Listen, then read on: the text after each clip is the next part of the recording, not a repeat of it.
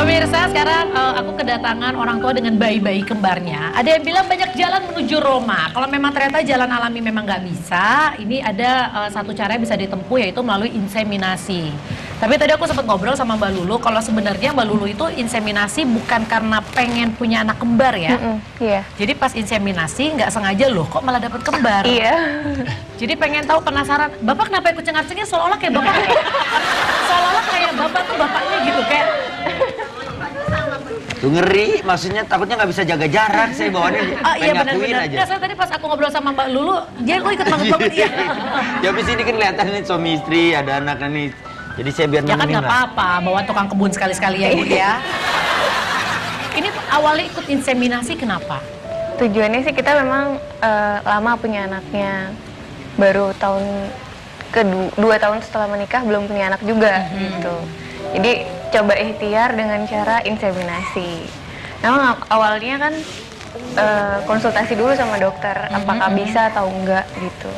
Oke, karena memang udah coba ditempuh dengan jalur yang alami. Iya.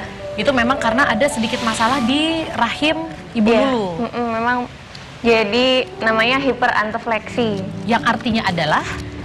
Ada, kan biasanya kalau pada wanita itu yang bentuk yang normalnya antofleksi, jadi rahim kita bentuknya kayak ke arah depan. Kalau ini ada lekukan di rahimnya, itu variasi normal aja sih sebenarnya, tapi sulit hamilnya gitu. Oh itu sudah dipastikan bakalan memang jauh lebih sulit. Iya.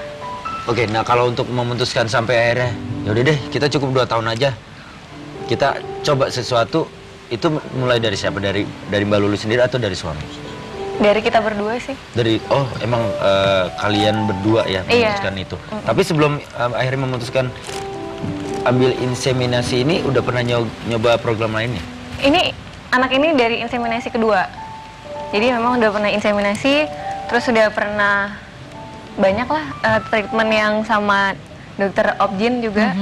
Ini insem yang kedua. Yang pertama gagal. Oh, yang pertama gagal. Iya. Kemudian yang kedua baru berhasil. Iya. Oke, kemudian inseminasi itu kemudian kan tidak disangka mendapat bayi kembar. Iya.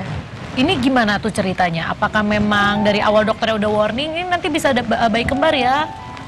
Dokternya sih nggak bilang sih, nggak ngasih harapan juga akan jadi kembar. Jadi kebetulan kan memang kalau pada proses inseminasi itu kan pembuahan telurnya itu dibantu maksudnya dikasih obat hormon gitu ya. Jadi biar lebih subur gitu. Iya, biar lebih subur. Kebetulan memang saya jadi ada 2 telur gitu.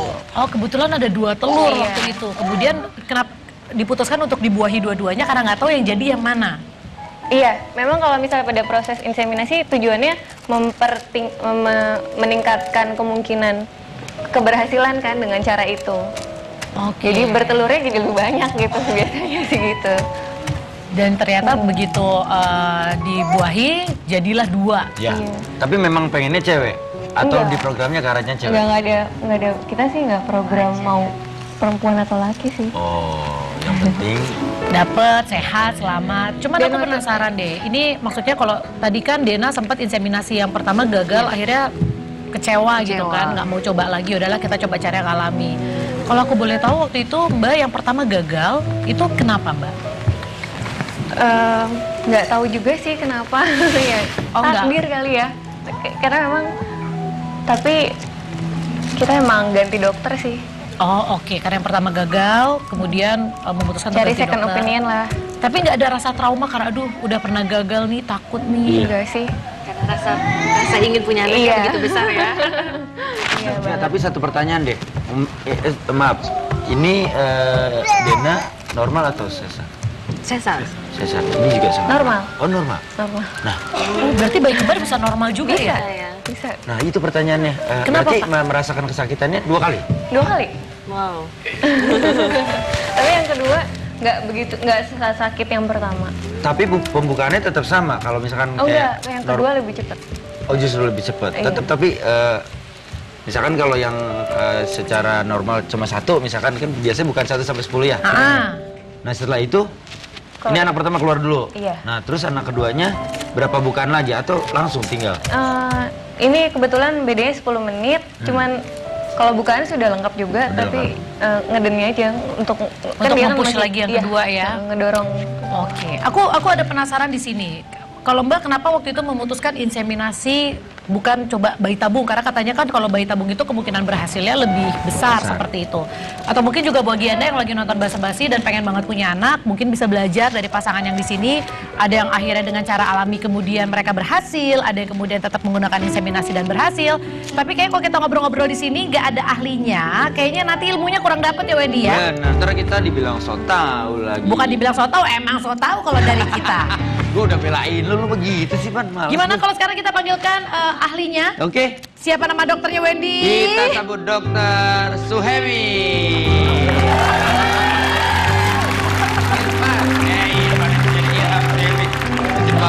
Apa kabar? Silakan dokter. Nah, lengkap sudah keluarganya. Maaf, ini bukan bapaknya. Oh. Ini dokter yang Ya, ahli silakan dalam lah. masalah. Bapak, Bapak dapat tiketnya 20.000 emang di belakang sih Pak, tadi di belakang. Dia udah nggak muat tempat duduknya. Oke, nanti kita bakal ngobrol lagi. Tapi sebelumnya gini, dokter sebenarnya inseminasi sama bayi tabung itu dua hal yang berbeda. Yap, Sangat berbeda. sangat berbeda. Treatmentnya sangat berbeda. Resikonya? Risiko berbeda, tapi tujuan sama. Oke, tujuannya sama. Nah, perbedaannya di mana? Nanti kita bakal cari tahu soal yang satu ini. Jangan kemana-mana, tetap di Basa-basi bahasa bahas ini. Daddy finger, where are you? Here I am, here I am. How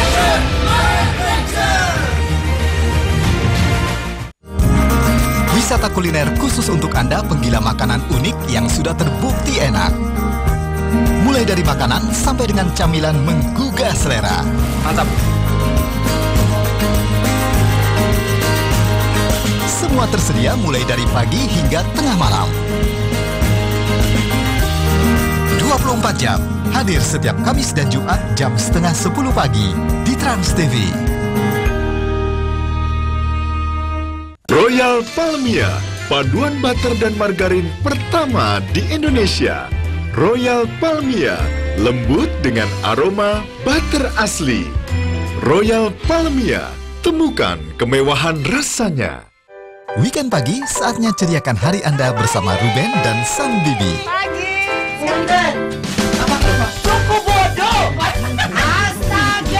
Mereka berpetualang, buktikan mereka mampu menaklukkan semua tantangan. Tapi apa yang terjadi? Saksikan serunya perjalanan